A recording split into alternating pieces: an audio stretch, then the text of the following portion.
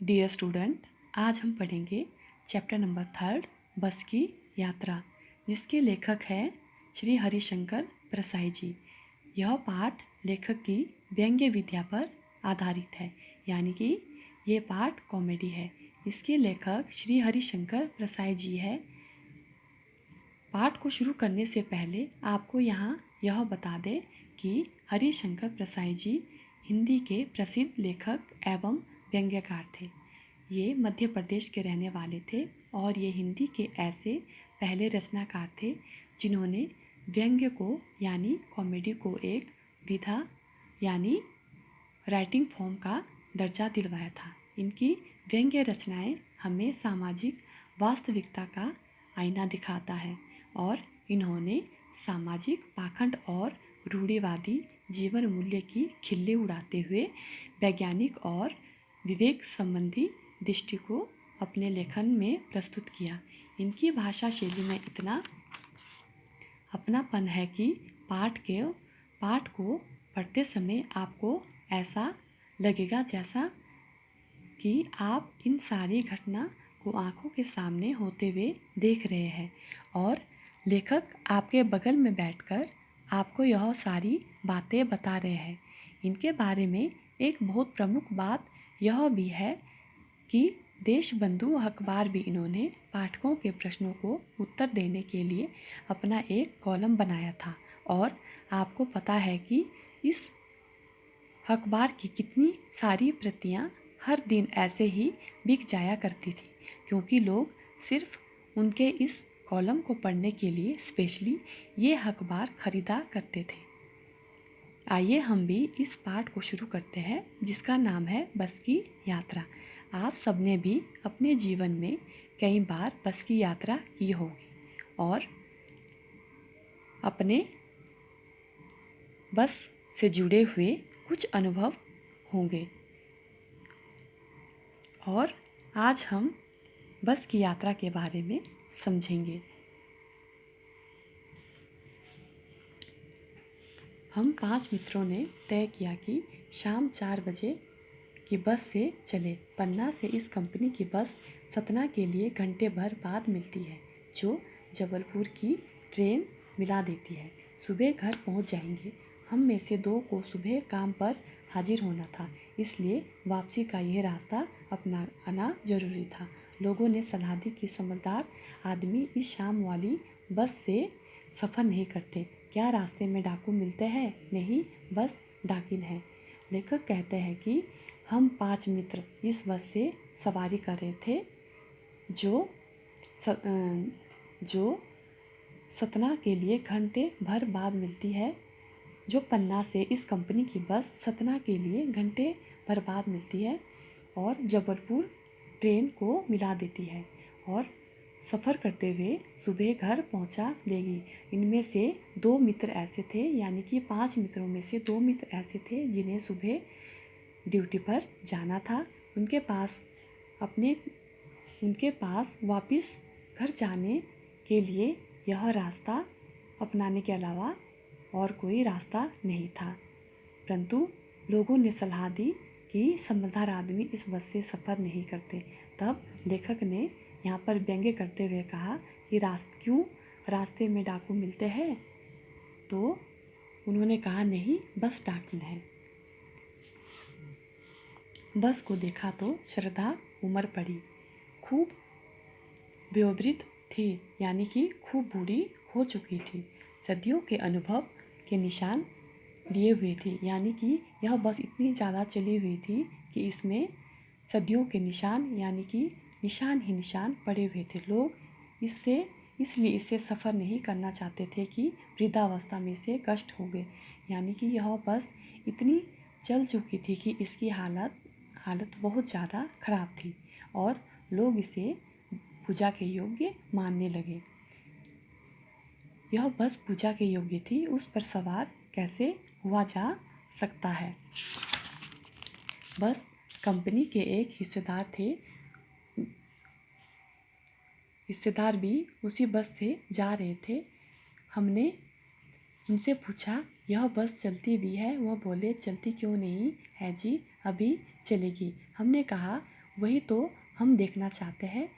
अपने आप चलती है यह, हाँ जी, और कैसे चलेगी? गजब हो गया, ऐसी बस अपने आप चलती है। हम आगा पीछा करने लगे। आगा पीछा, यह यहाँ पे एक मुहावरा दिया गया है। आगा पीछा मतलब होता है निर्णय ना ले पाना। डॉक्टर मित्र ने कहा, डरो मत, चलो, बस अनुभवी है, नई नवेली बसों से ज़्यादा विश्वसनीय है, हमें बेटों की तरह प्यार से गोद में लेकर चलेगी। लेखक कहता है कि हम आगा पीछा करने लगे, यानी कि हम निर्णय नहीं ले पा रहे थे कि इस बस से सफ़र करें या ना करें। तभी उस बस में एक डॉक्टर मित्र भी सफ़र कर रहे थे। उन्होंने कहा कि आप लोग डरो मत, यह अनुभवी है। यानी कि उनका कहना था कि यह बहुत पुरानी बस है जो काफ़ी टाइम से चली आ रही है। कई बार नई नवेली बस भी रास्ते में ख़राब हो जाती, फिर यह तो विश्वसनीय है, यानी कई सालों से चलती आ रही है। और यहाँ पर लेखक ने एक व्यंग्य भी किया है। वो कहते हैं कि हमें बस बेटों की तरह प्यार से गोद में लेकर चलेगी। हम बैठ गए। जो छोड़ने आए थे वह इस तरह देख रहे थे जैसे अंतिम विदा दे रहे हो। उनकी आंखें कह रही थी, आना जाना तो लगा ही रहता है, आया है सो जाएगा। राजा रंग फकीर, आदमी को कुछ करने के लिए एक निमित्त चाहिए। लेखक कहते हैं कि जो उन्हें सी ऑफ यानी कि बस में छोड़ने के लिए आए थे, तो उनकी आंखें कह रही थी मानो वो उन्हें अंतिम विदाई दे रही हो। और वो कह रहे हैं कि एक ना एक दिन इस दुनिया को छोड़कर सबको जाना है, चाहे वो राजा रंक या फकीर हो। यहाँ पर राजा का मतलब है, राजा मतलब किंग, रंक होता है भिखारी, और फकीर होता है साधु। आदमी को कुछ करने के लिए एक निमित्त चाहिए। इस इंजन सचमुच स्टार्ट हो गया, ऐसा जैसे सारी बस ही इंजन है और हम इंजन के भीतर बैठे हैं। कांच बहुत कम बचे थे, जो बचे थे उनसे हमें बचना था। हम फौरन खिड़की से दूर सरक गए। इंजन चल रहा था, हमें लग रहा था कि हमारी सीट के नीचे इंजन है। लेखक कहते हैं कि सचमुच यह बस स्टार्ट हो गई। हमें ऐसा प्रतीत हो रहा था कि इंजन चल रहा है, यानी जब बस चली तो हमें यह लग रहा था कि हमारी सीट के नीचे इंजन है। उस बस में बहुत कम कांच बचे हुए थे, जो कांच थे उनसे हमें बचना था। नेक्स्ट है बस सचमुच चल पड़ी और हमें लगा कि यह गांधी के असहयोग और सविनय अवज्ञा आंदोलन के वक्त अवश्य जवान रही होगी। यहाँ पर असहयोग और सविनय अवज्ञा, यहाँ पे असहयोग का मतलब है, का मतलब है नहीं, सहयोग का मतलब है हेल्प करना। सविनय का मतलब है साथ, विनय का है आदरपूर्वक, अवज्ञा आज्ञा का पालन करना। उसे ट्रेनिंग मिल चुकी थी, हर हिस्सा दूसरे से असहयोग कर रहा था, यानी कि एक दूसरे से लड़ाई कर रहा था। पूरे बस सविनय अवज्ञा आंदोलन के दौर से गुजर रही थी। सीट के बॉडी से असहयोग चल रहा था, यानी कि एक दूसरे से लड़ाई चल रही थी। कभी लगता सीट बॉडी को छोड़कर आगे निकल गई है, कभी लगता कि सीट को छोड़कर बॉडी आगे भाग रही है। 8-10 मील चलने पर सारे भेदभाव मिट गए। यह समझ में नहीं आता था कि सीट पर हम बैठे हैं या हम सीट पर बैठे हैं। एकाएक बस रुक गई। मालूम हुआ कि पेट्रोल की टंकी में छेद हो गया।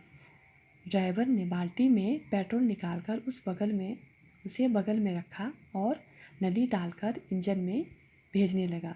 अब मैं उम्मीद कर रहा था कि थोड़ी देर बाद बस कंपनी के हिस्सेदार इंजन को निकालकर गोद में रख लेंगे और उसे नली से पेट्रोल पिलाएंगे, जैसे माँ बच्चे के मुंह में दूध की शीशी लगाते हैं।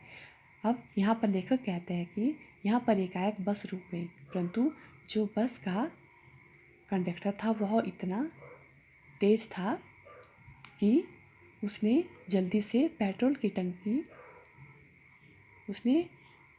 देखा कि पेट्रोल की टंकी में छेद हो गया है और उसने बाल्टी में पेट्रोल निकालकर उसे बगल में रखा और उसमें नली डालकर इंजन में पेट्रोल भेजने लगा। और यहाँ पर फिर से लेखक ने व्यंग्य किया है कि वह इस प्रकार से पेट्रोल डाल रहा था जैसे माँ बच्चे के मुंह में दूध की शीशी लगाते हैं।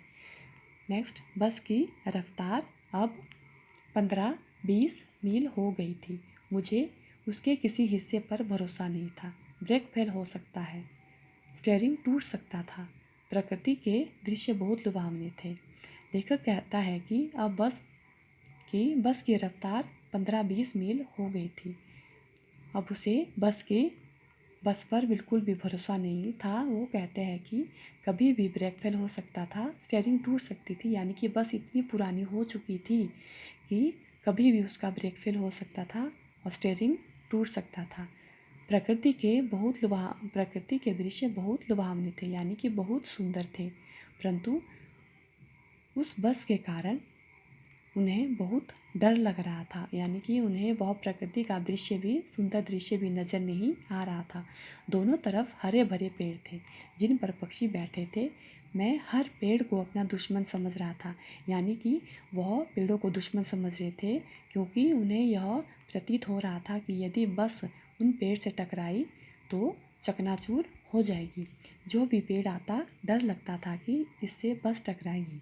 वह निकल जाता तो दूसरे पेड़ का इंतजार करता। झील दिखती तो सोचता कि इसमें बस गोता लगा जाएगी। एकाएक फिर बस रुकी। ड्राइवर ने तरह तरह की तरकीब की पर वह चली नहीं। सविनय अवज्ञा आंदोलन शुरू हो गया। कंपनी के हिस्सेदार कह रहे थे बस तो फर्स्ट क्लास है जी, यह तो इत्तेफाक ही है। फिर यहाँ पर लेखक कहते हैं कि जो कंपनी के हिस्सेदार थे वो कहते हैं कि बस तो बहुत अच्छी चलती थी पर यह तो इत्तेफाक है जो खराब हो गई। क्षीण चांदनी में वृक्षों की छाया के नीचे, यानी कि हल्की चांदनी में वृक्षों की छाया के नीचे वह बस बड़ी दयनीय लग रही थी। लगता है जैसे वृद्धा थक कर बैठ गई हुई, यानी कि वृद्धा यहाँ पर बूढ़ी औरत को लिया गया है, बूढ़ी औरत से लिया गया है। वृद्धा यानी बूढ़ी औरत थक कर बैठ गई हो।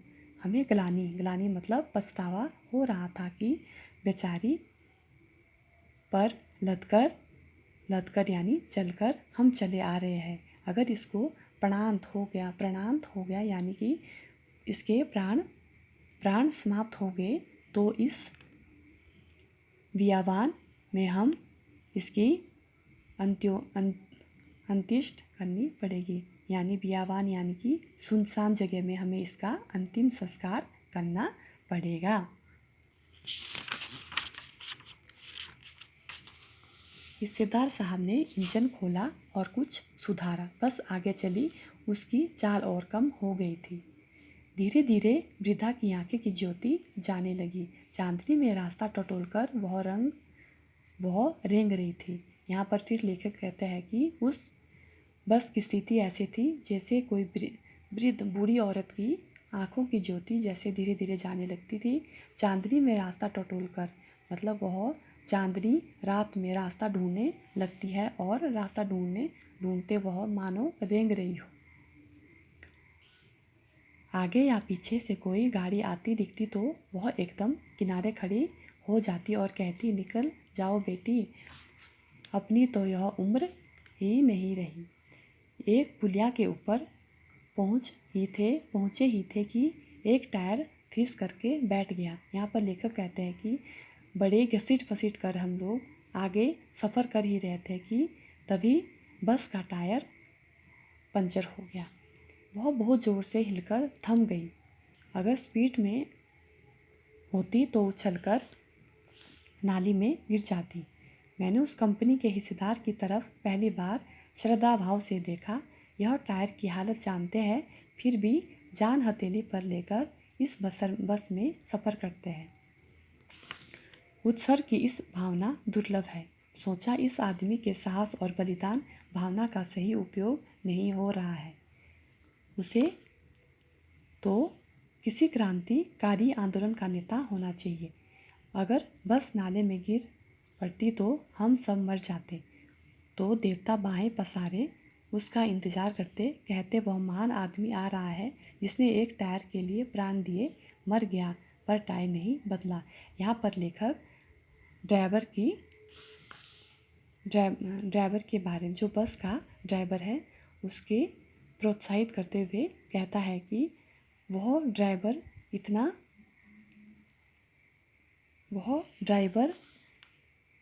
उस ड्राइवर की जितनी तारीफ़ की जाए उतनी कम है। वह कहता है कि उस ड्राइवर को तो किसी क्रांतिकारी आंदोलन का नेता होना चाहिए, जो इस महान बस को चलाता है, अपनी जान को हथेली पर लेकर उस बस को चलाता है। दूसरा घिसा पिटा टायर लेकर बस फिर चली।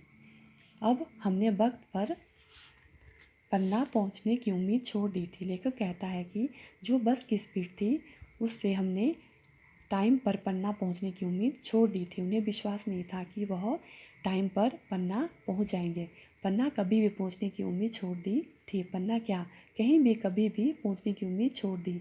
उन्हें लगा था कि पन्ना तो दूर, पर कभी भी कहीं भी नहीं हम पहुंच सकते जो इस बस की स्पीड है। लगता था कि ज़िंदगी इसी बस में गुजारनी है और इसके सीधे उस लोक का प्रयाण कर जाना है। लेखक कहते हैं कि उन्हें विश्वास नहीं था कि इस सफ़र में करते करते वह जीवित भी बच जाएगा। इस पृथ्वी पर उसका कोई मंजिल नहीं है। वह सोचने लगे कि इस बस में यात्रा करते हुए उन्हें ऐसा प्रतीत हो रहा था मानो इस पृथ्वी पर उनकी कोई मंजिल नहीं है। हमारी बेताबी, तनाव खत्म हो गए।